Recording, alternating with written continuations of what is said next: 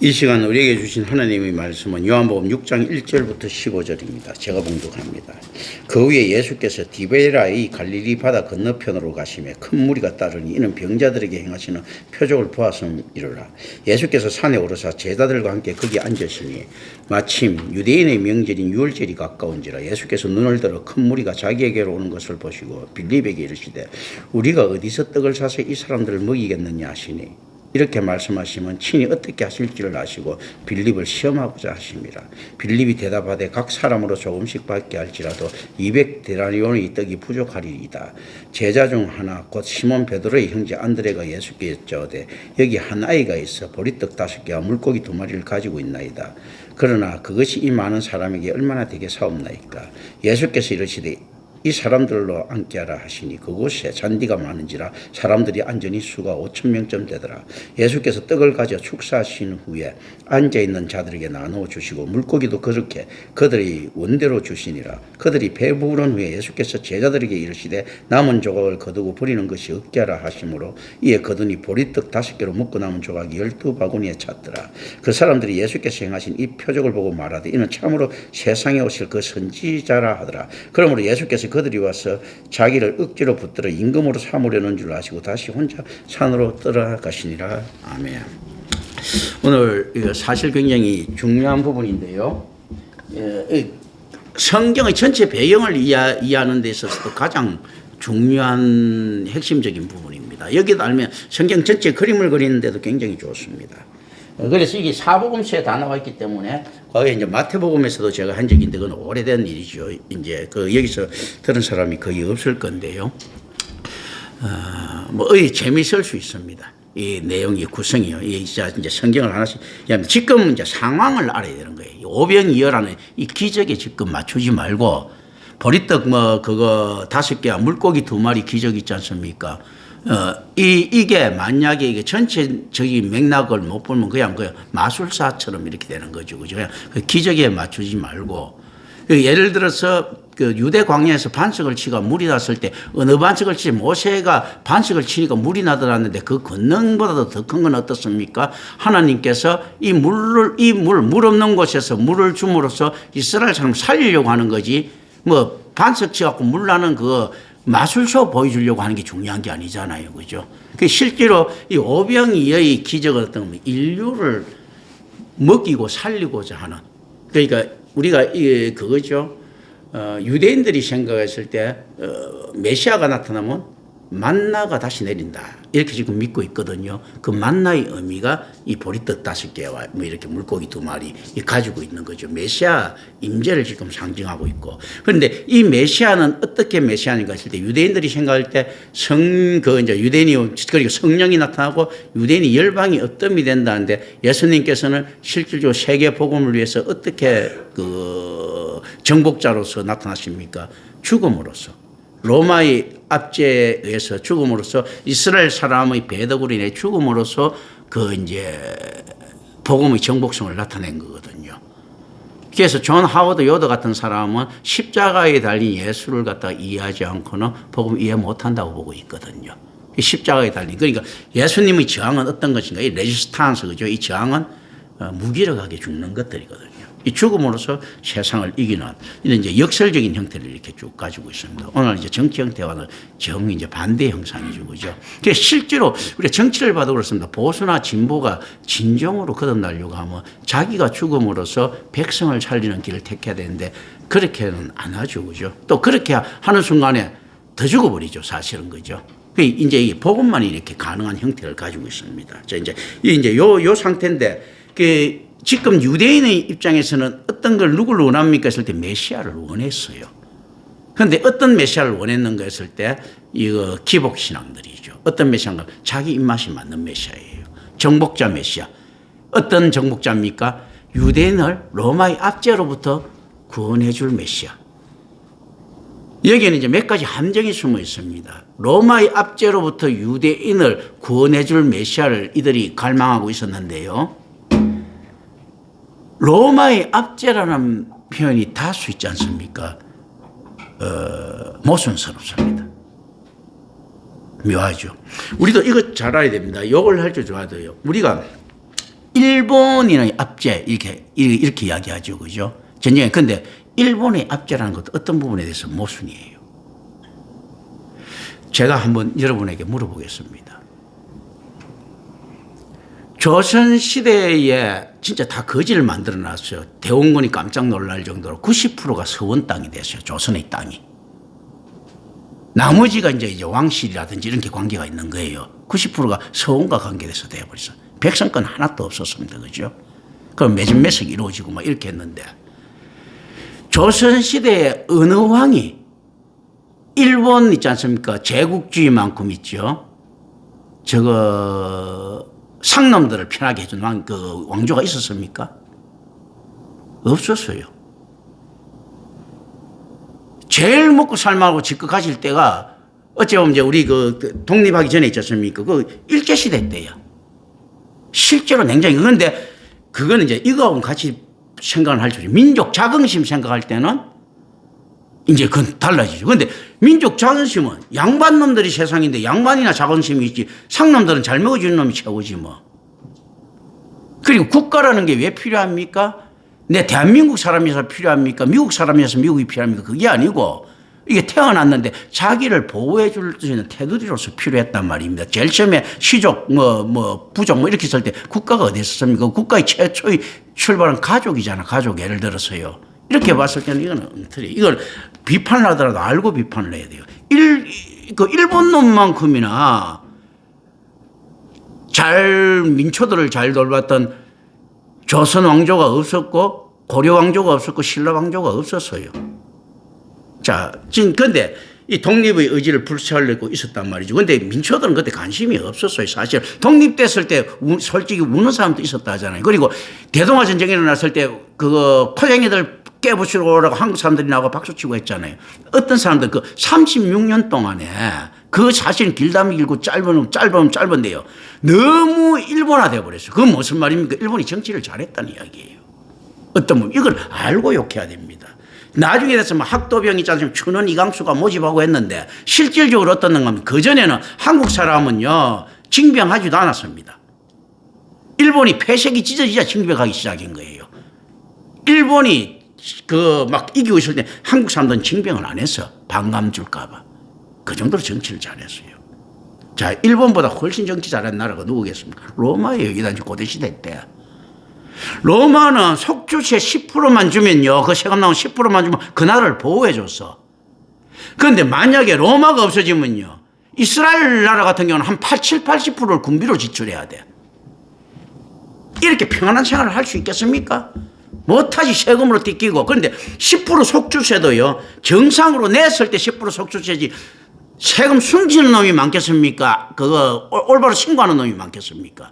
예를 들어가 국가 있지 않습니까? 100만 원 벌면 10,000원 번다고 하는 게 그 당시잖아요. 10,000원에서 1,000원만 가지고 가는 나라가 로마였어. 만약에 야들 독립되고 난다면 어떻게 합니까? 세금 10,000원 내는 거요. 1,000,000원 내야 돼.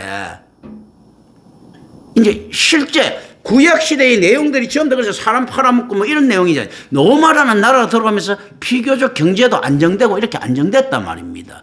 여행도 안정되고 질서가 잡혀 있었거든요. 그런데 이들은 어떻게 합니까? 로마의 압제라고 하거든요. 근데 그 압제 틀린 말이 일제히 우리가 압제라고 하죠. 압제 맞죠. 그게 이제 주권에 대한 이 욕망들 때문에 그런 거거든요. 그런데 이런 거잖아. 제가 자주 이야기하는 게 이거죠. 강개토 대왕이 정복하면 이제 정복전쟁이고 일본이 들어오면 침략전쟁인가. 그 개념이 있죠. 이 실질적으로 어떤 거면, 자, 우리가 정복해갖고 그 나라 여진족한테 잘해주고 우리나라 국적 준 거 있지 않습니까? 이거는 뭡니까? 우리가 자비를 베푼 거고 일본이 창씨개명시킨 거는 이거는 안에서 수탈인가 이런 거 아니거든. 실질적으로 누가 어떻게 백성들을 다 잘해주느냐가 훨씬 더 중요한 것들이에요.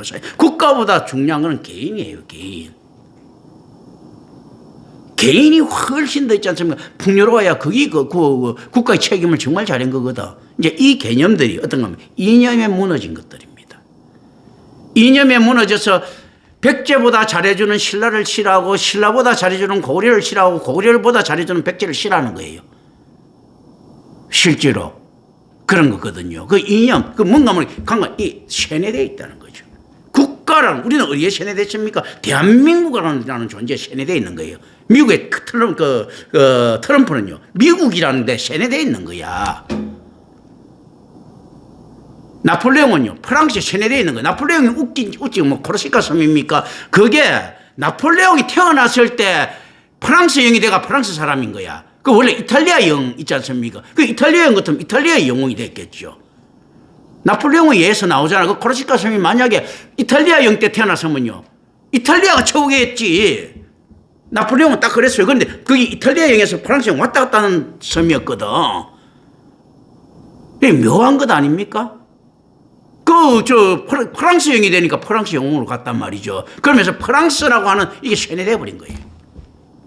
그런데 이 세뇌가 사실은 이 세상 살아가는 있지 않습니까? 재미입니다. 필요가 있는 거거든요. 이제 팀 있지 않습니까? 우리 뭐 게임 하더라도 팀은 같은 팀 이기기를 원하잖아. 그렇잖아요. 그러니까 그런 부분들이 있는 거예요. 근데 인생에 이런 걸 빼놓을 수는 없지만 우리가 이 어리석음을 알아야 되는 거예요. 실제로 이들이 안에서 가지고 있는 메시아 사상에는 지금 로마의 압제로부터 다윗 왕조도요, 로마보다 훌륭한 정책을 못 폈어요. 제일 잘 살았다는 때도. 항상 불안하고 세금만. 그래서 솔로몬이 끝나고 난 다음에 그 로밤 때 있지 않습니까? 나라가 쪼개지는 게 뭐냐면 세금 문제로 쪼개지잖아, 첫째. 세금 좀 줄여주세요 하는 거잖아. 이 로마에서는 10% 속주세만 내면 되는 거야. 이게 안에 그게 군비가 적게 들어가지 않습니까? 그리고 다 돌아다닐 수가 있는 거예요. 전부 다 치안이 안정되다 보니까. 그러니까 장사하는 사람들도 얼마나 좋겠어요. 옛날 같으면 다 넘어가는데 안에서 세금을 떠나서라도 얼마나 많은 있지 않습니까? 장비를 갖춰야 되겠어. 근데 이때는 그냥 돌아다니면 되는 거거든. 허가만 얻고. 훨씬 돈이 잘 돌 때죠. 그러니까 솔로몬의 때 궁전을 지었죠. 궁전이 성전을 지었죠. 성전을 지었을 때 어떻습니까? 다윗이 엄청나게 돈을 모아갖고, 뭐, 금도 2.5톤 트럭이 하나쯤 된다, 뭐, 이런 말들도 있고 막 있단 말이지만, 이거 가지고 성전을 지었어요. 솔로몬 때. 그런데 헤롯 때 어떻습니까? 국민들 세금도 안 뜯어내고 솔로몬보다 3배 큰 성전을 짓지 않습니까? 그걸 한번 보지. 그래, 마사다 요새도 짓죠. 헤롯 왕궁 있지 않습니까? 어마어마한 헤롯 왕궁도 짓지. 돈 없이 지을 수 있습니까? 이 토목을?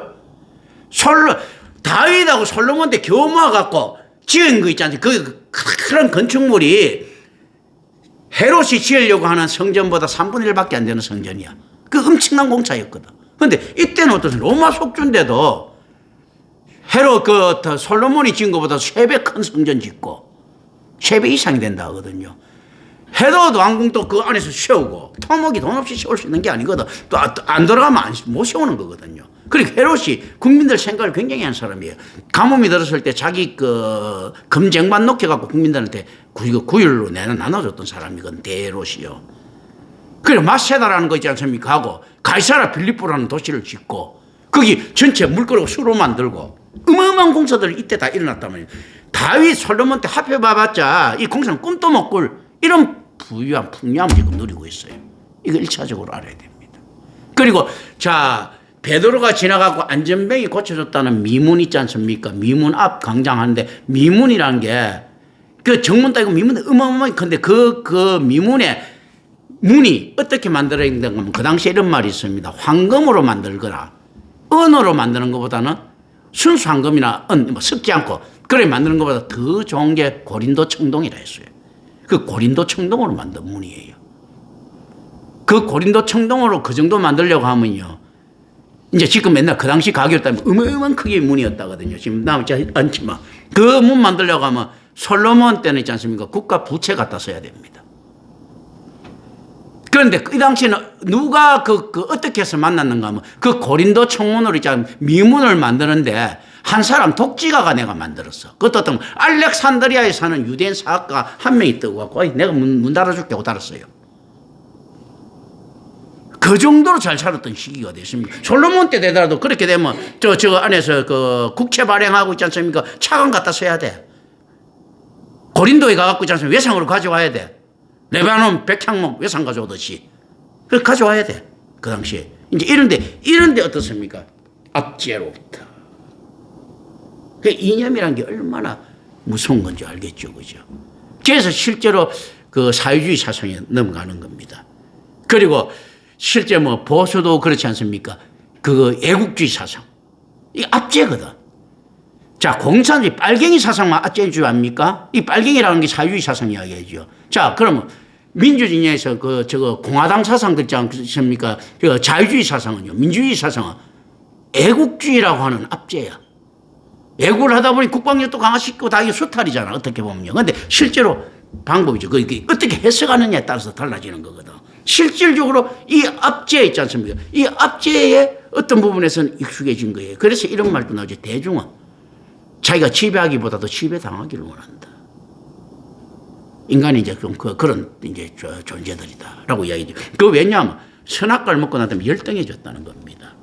자기를 찾는 것이 아니고 끌려다니는 존재가 되어버리는 이 형태를 가지고 있습니다. 그러니까 이거는 뭐 개념적으로 그냥 툭툭툭 이제 머릿속에 그냥 느낌 속으로 이어놓는 거예요. 답보다도 안에서 이런 본성 심리학적으로 이어놓는 거예요. 심리학 자체가 그 반기독교적 서지만 실제로 어떤 건 심리학만큼 우리의 죄성을 잘 드러내주는 건 없거든요. 심리학으로 해석하려고 하는 이게 선악과적 해석이란 말입니다. 선악과적 해석에다가 그거 뭡니까? 가설적 해석이잖아. 정확한, 그 선악과적 해석이라는 게 가정인 거야. 그게 이렇게 가정한 거, 아이, 저 친구 안 따먹었는데, 저 친구 충분히 감 따먹을 가능성이 있어, 우리 집 감. 그러다가 나중에 우리 집 감 따먹었어. 난 확신해, 보지는 못했지만. 뭐 이렇게 되는 거지, 보면요. 이게 심리학 개념들이거든요. 이 부정확성에다가 정당성을 부여하는 거. 이런 개념들이 있거든요. 그런데 그게 통틀렸는가 하면 그게 아니고 그 가설이라는 것은 언제나 비슷했거든요, 사실은. 예, 그러니까 우리는 비슷한 걸 찾을 수밖에 없는 거예요. 그러니까 자유라고 하는 가짜 자유, 비슷한 거, 평등이라고 하는 가짜 평등을 지금 찾고 있는 겁니다. 이제 이 안에서, 요 안에 이걸 잘 생각을 해야 됩니다. 자, 이제 여기서 오병이 이제 확대인데요. 요번에 이제 정치, 나 정치에 관심이 없었는데 왜 요즘 들어갖고 저게 그런 것들을 관심을 가졌을까 했을 때 결국 이제 성경으로 기결되더라고. 오늘 뭐 새벽에 갑자기 그 생각이 나더니, 교회 때문이구나. 지금 무슨 말인가 하면요. 우리가 정치를 볼 때 이거 잘 봐야 되는 것들이 있습니다. 보수와 진보가 있는데 진보가 세력이 아무리 강하더라도 진보는 좀 개혁적입니다. 개혁적이기 때문에 이질적이에요. 세력이 더 강해도. 그렇기 때문에 항상 지켜주려고 하는 보수의 가치를 갖고 있어요. 보수는 그거 뭔가 하면 규범적이에요. 좀 더. 좀 질서적이에요. 그게 무슨 말인가 하면 냉정하게 딱 사면 이제 캐톨릭이라고 하는 인정된 이단이 있었죠. 그때 켈빈이라고 하는 이단이 나타난 거예요. 캐톨릭이 볼 때는. 이 켈빈이 진보일 수가 있고 우리가 맞다고 신은 캐톨릭은 보수일 수가 있는 겁니다. 자, 그렇다면 이게 만약 예수님은 지금 이 진보 사상이 안에 들어가 있을 수가 있는 거예요. 실제로는 그렇지 않습니다. 이게 누가 진보 사상인가 하면 내가 지금 그게 세례요한이 지금 진보에 들어가 있는 거예요. 예를 들면 이때 파격적으로. 자, 근데 보수의 가치는 그럼 질서를 좀 더 지키기 때문에 그건 허가난 이단인 거예요. 캐톨릭이라고 하는. 지금 어떻습니까? 대형교회라고 하는 크가난 이단 같으면 진보는 또 어떤 모습을 가지고 있습니까? 진보가 추구하는 바들은 예를 들어서 뭐 여호와의 정인이라든지 저거 신천지라든지 요거보다는 조금 더 순수합니다. 사실 그렇게 되보니까 너무 나가버리는데 어느 정도 가는가 하면 안식교처럼 뭔가 모르지만 훨씬 더 설득력이 있는 거예요. 안식교처럼 설득력이 있는데 그 내용은 통일교처럼 있지 않습니까? 안에 들어가면 지도층은 엉망되기 때문에 문제가 있는 거예요. 훨씬 덜 순수해요. 그런데 전체적으로 끄는 내용은 안식교.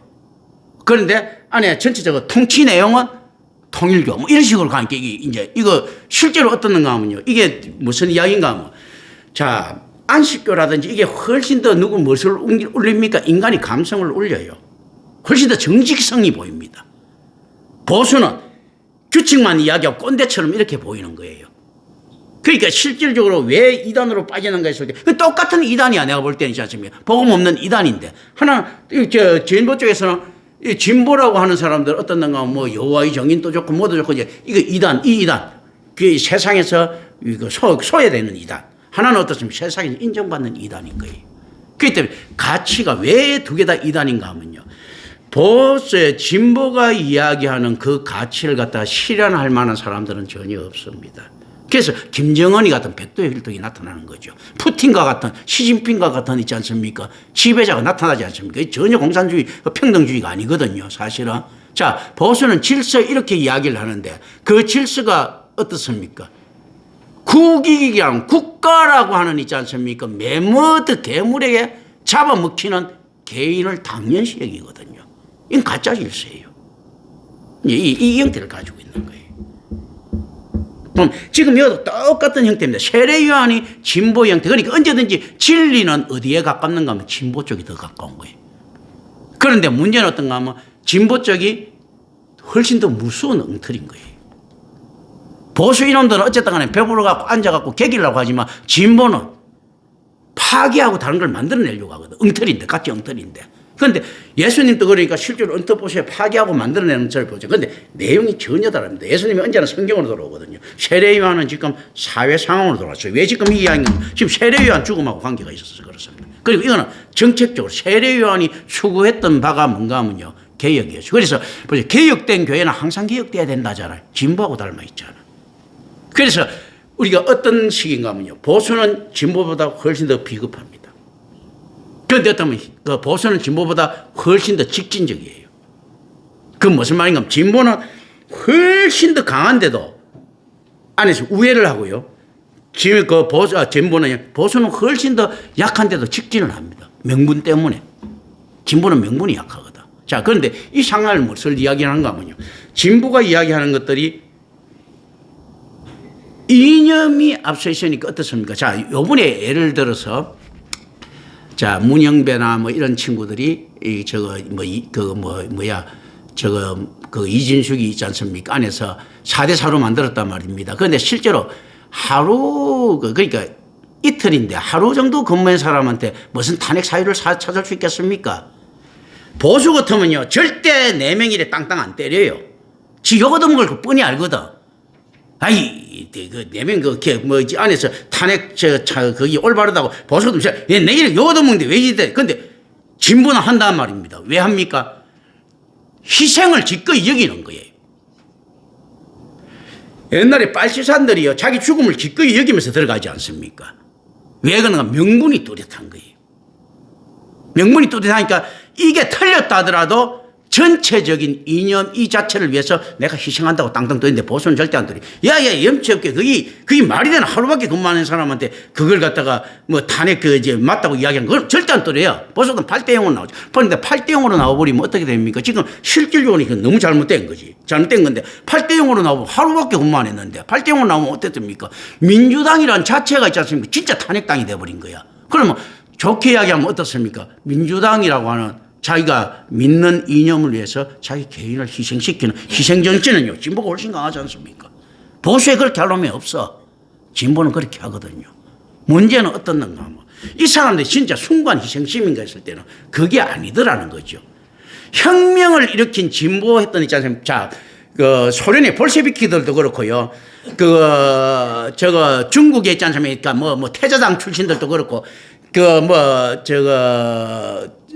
뭡니까? 북한에 있지 않습니까? 백돌등 중심을 먹은 것도 그렇고, 나중에 되면 전부 다 보상팀입니다. 자기네들이 올바른 세계는 자기네들만 이끌어 갈 수 있다고 하는 있지 않습니까? 이념적 통치 착각에 빠집니다. 그 자체가 평등을 무너뜨리는 거거든요. 평등하려면 이렇게 해야지. 바보도 나하고 같이 끌고 갈 수 있다 해야 되는데, 민초들은 안 돼. 개돼지야. 끌고 갈 수 있는 건 나야. 근데 평등. 말이 안 되지 않습니까? 이 보상심리라는 거거든요. 이 희생대에는 반드시 주어질 보상이 기대가 되는 거예요. 내가 이렇게 했을 때 이재명이가 나를 특별히 보겠지 않아. 이런 것들이 없으면 이 새끼들은 안 합니다. 보수 인원들은요, 안에서 눈앞에 보이는 거 있잖아. 지 안에 다치는 것처럼 절대 이 새끼들도 안 합니다. 실제 이런 거. 기존 교회하고 닮아 있잖아. 기존 교회 있지 않습니까? 자, 우리가 이단이라고 부르는 교회하고 기존교회가 이단화된 기성교회. 이렇게 봤을 때 어떤 차이입니까? 똑같이 문제가 있는 거예요. 그런데 실질적으로 누가 더 적극적입니까? 이단이 훨씬 더 적극적이란 말입니다. 훨씬 더 희생적이잖아요. 이단들은 먼저 훨씬 자기 희생하면서 하잖아. 영락교회 다니는 사람한테 가갖고, 야, 빨가벗고 영락교회를 위해서 춤추겠습니까? 신천지 다니는 놈들한테 있잖아. 빨리 빨가벗고 춤추면 춤출 놈 나온다니까? 예를 들면 이런 식이거든요. 아니, 이 형태를 똑같이 가지고 있습니다. 그런데 실질적으로 어떻는가 하면 진보와 같은 이런 개혁적인 마음이 없이는 다른 게 일어나지가 못하고요. 기존 보수를 부수지 않으면. 그런데 보수라고 하는 있지 않습니까? 이런 질서가 없으면 그 사회는 무너집니다. 사회주의로 가고 난 다음에는 다 실패한 거잖아, 사실은요.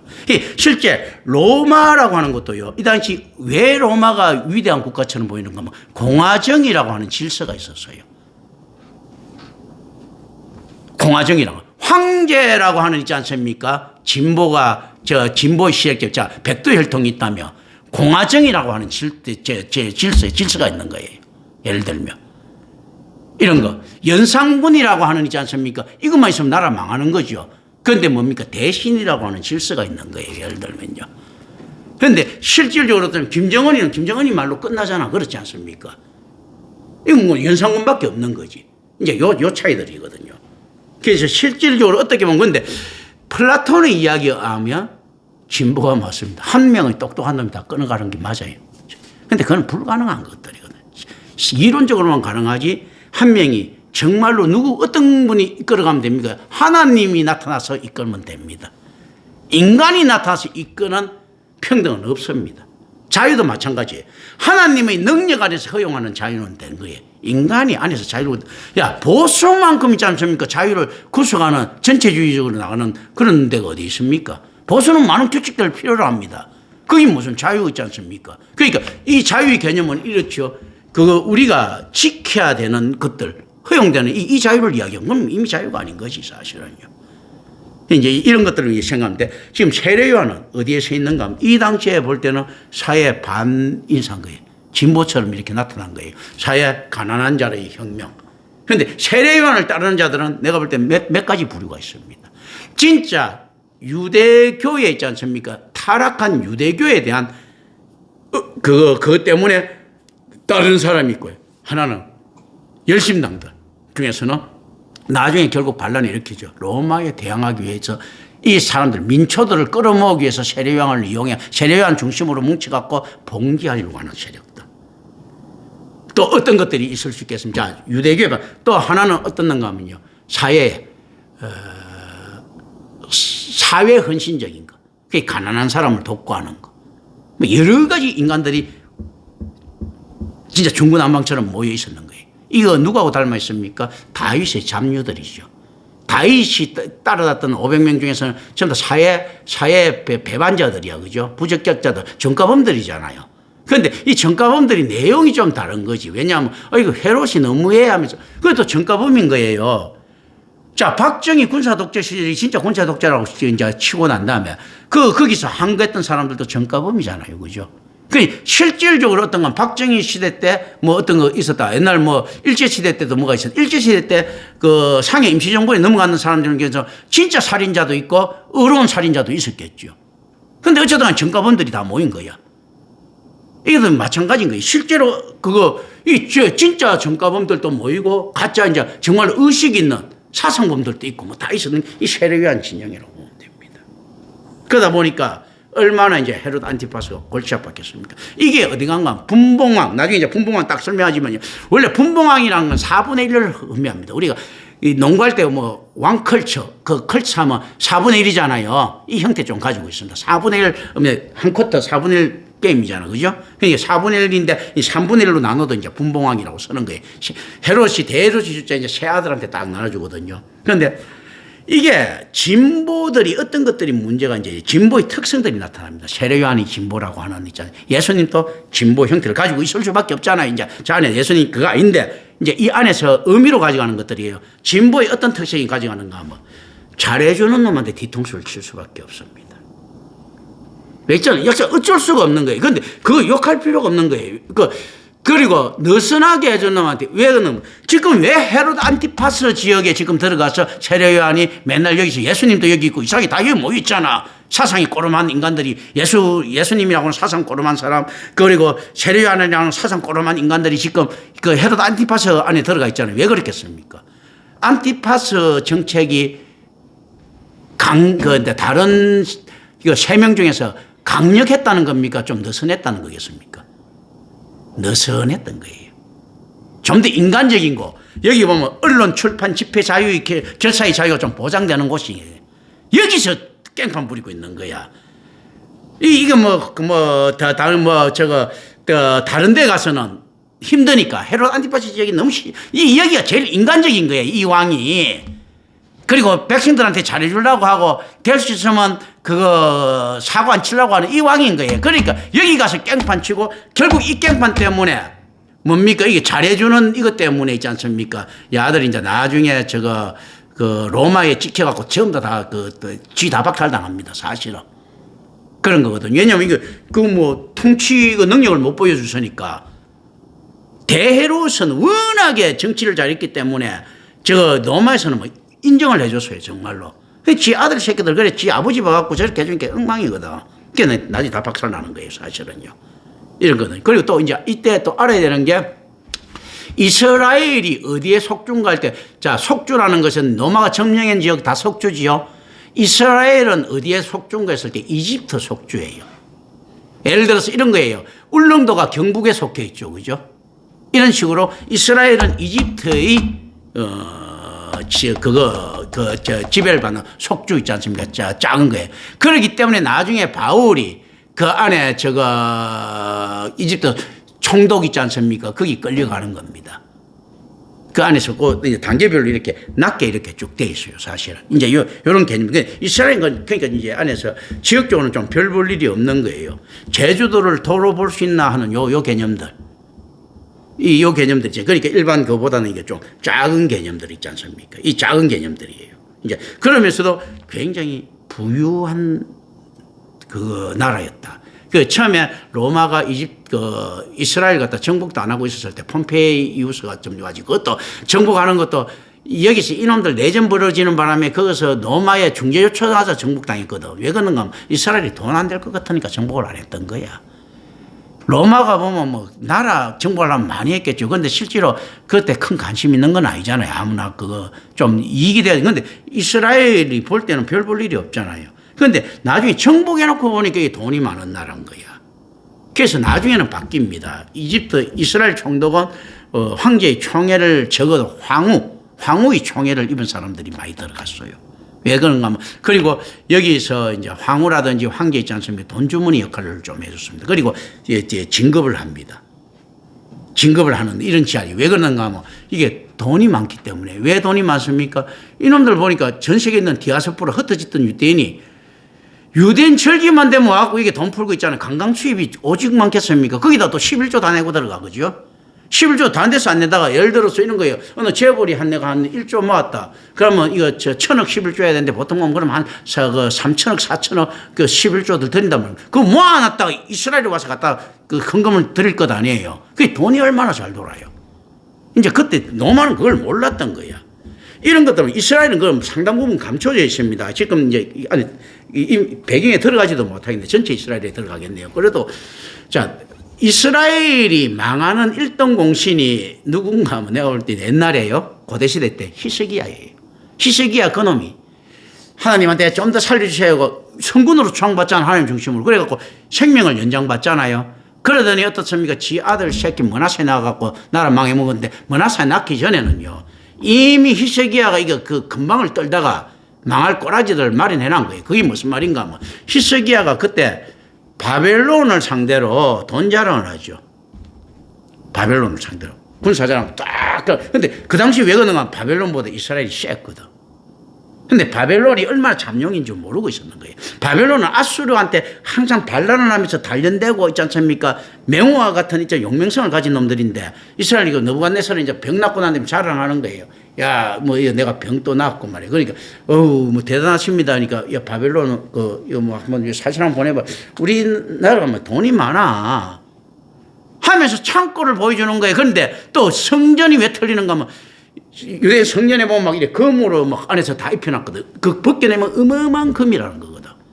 그것도 다 보여주고 하니까 이 바벨론의 찌리시네. 처음에는 이스라엘 정복 생각이 없었는 거예요. 이야, 전쟁을 일으키려고 하면 이스라엘을 틀어버리면 이거 군사자금 마련된다고 생각하겠습니까? 안 하겠습니까? 아수르하고 붙어가 이기려고 하면 이스라엘 틀어갖고 우리가 군자금 마련해가 이기면 되겠네. 돈 자랑이 너무 많거든. 그러니까 이스라엘이 멸망당한 거라니까. 안 그러면 바벨론이 이스라엘 칠 이유가 없어. 그냥 이제 악수하고 쳐. 우리 그냥 끌어당기고 그냥 끝내는 거지. 안 그렇습니까? 계륵 같은 존재인데. 근데 돈이 너무 많았거든, 돈이. 그 거짓을 누가 했습니까? 그 시작에. 근데 실질적으로 그걸 갖다가 노마도 그런데도 몰랐을 정도로. 근데 돈이 너무 많거든요. 자, 본디오, 그리고 여기서 이제 배경이 본디오 빌라도가요, 왜 예수를 죽일 수밖에 없었는가 했을 때, 이때, 저거 뭡니까? 티베리우스 황제 이후에 로마는 살인이 금지되어 있었어요. 사형이. 티베리우스 황제 때 있지 않습니까? 금지되어 있는데 뒤에 어떤 놈가 티베리우스 황제 때 속주에서도 금지시켰는데 속주에서 사형을 시키려고 하면 황제의 허락을 맡아야 된다. 티베리우스가 굉장히 잔인한 것이야. 그러니까 막 원령 전투라든지 막 이런 거 없앱니다. 그래서 로마 사람들한테 불만을 많이 샀어요. 그러면서 막 이상하게 묘사되고 합니다. 왜냐하면 그 사람들 막 역동적으로 사람 검투사들 붙고 이래야 되는데 티베리우스가 가만보면 지금 오히려 굉장히 상식적인 사람이죠. 그런 것들을 금지해서 이렇게. 아니, 무슨 인간이 무슨 변태냐? 그걸 또 티베리우스 와이프는 보면 창녀촌에 가갖고 일반 사람하고 몸 팔고 오고, 자기 즐기려고 뭐 이런 것도 나오고 했단 말이죠. 포가이입니까? 그거 보면 뭐 이런 거 유명하단 말이죠. 근데 티베리우스는 그런 거라고. 그래서 저 고자 아니야? 뭐 이런 소리도 들리고 많이 들었단 말입니다. 그럼 나중에 은둔정집이 서다게 하니까. 그런데 이 사람이 굉장히 사형을 시키지 마라. 시키려고 하면 황제의 허가를 얻어. 꼭 시켜야 될 이유 있으면. 그렇기 때문에 내란죄 말고는 사형을 못 시킨 거예요. 그런데 세례요한이 사형을 당하는 거예요. 이거 로마법에 위반되는 겁니다. 그래서 사형을 당하는 게 뭔가 하면 이 성경에서는 이 실제 이유가 맞지. 자, 실제 헤로드 안티파스 뽀다고 내려고 사형시킨 거거든. 워낙에 개판치는 놈들이 많으니까 세례요한 골치 아플 것 아닙니까? 옛날에 박정희, 김영삼이 생각하면 머리 아프다 할 정도로 세례요한 저거 죽이고 싶은데 내가 못 죽인다고 뭐 이렇게 있었을 것 아니에요. 그럼 죽이면 되지. 이렇게 된 거지, 사실은요. 그러니까 이 온갖 골치 아픈 인간들, 지금 제일 골치 아픈 세례요한 들어와 있지. 앞으로 골치 아플 것 같은 예수 들어와 있지. 다들 열심당 안에 들어가 있지. 개판치고 있는 거예요. 왜냐하면 정치를 갖다가 너무 유순하게 하니까. 철권 통치를 하는 게 아니고 민주적으로 하니까 이 꼬라지가 나는 거예요. 잘해주는 놈한테 뒤통수 치는 거지. 그건 어쩔 수가 없지 않습니까? 못해주는 놈한테는 가서 큰일 나니까. 인간은 그런 거예요, 사실은. 이제 이런 모습들을 쭉 가지고 있단 말입니다. 그런데 이걸 갖다 사형을 시켰을 때 유세비우스라는 역사학자는 분명히 적습니다. 내란죄로 죽였다고. 그러니까 내란죄로 죽이려고 하면 헤롯이 어떻게 해서 안티파스가 그걸 내란죄로 만들기 위해서 로마 관리들한테 뇌물을 많이 썼을 것이다. 안 그러면 이제 이게 로마법 위반이니까 이제 요 상태에 요 상태에서 안에서 이제 예수도 그 상태에서 사형당하는 거예요. 그런데 왜 사형을 시킬 수밖에 없는 건데 본디오 빌라도는 다르죠. 파워가 있지 않습니까? 파워가 있는데 로마인들이 특유의 양심이 있습니다. 로마인들이 부패 안 했다는 소리는 아니에요. 로마인들은 부패도 당당하게 부패합니다. 이런 말이 있죠. 그리스 사람들은 황금을 갖다가 군자금 황금이 땅 1000m 밑에 묻어놔도 어떤 놈이 훔쳐간다 합니다. 로마는요, 황금을 갖다 지천으로 깔아놔도 있지 않습니까? 원칙이 온다면 안 가져간답니다. 옆으로 지나다니면서도. 그래서 이제 그거는 원칙. 그래서 어떤 놈가 하면요, 바울한테 이집트 총독이 돈 좀 바라고 이렇게 하면서도 안 뺏들잖아. 지가 줄 때까지 기다리는데 안 주니까 바울, 자식이 그냥 호송시켜버리 이렇게 된 거거든. 뺏들지 않는다니까. 로마의 그런 정의가 있다니까. 어떤 식인가 하면, 자, 포에니 전쟁이 일어났어요. 그렇다고 하고요. 포에니 전쟁이 일어나니까 로마의 속주들은 어떤 게 있는가 하면 굉장히 로마의 협조적이에요. 왜냐면 너무 편하거든, 로마가 들어오고 난 다음에. 그래서 쌀 같은 거 있지 않습니까? 이런 걸 갖다가 딱 전에 우리가 이거 로마를 돕겠습니다. 그러니까 로마가 뭐라고 이야기한 줄 압니까? 이 정도 일 가지고 속주에서 세금을 더 부과한다면 우리가 어떻게 통치자의 자격이 있겠는가? 돈 다 줘라. 안 받는다.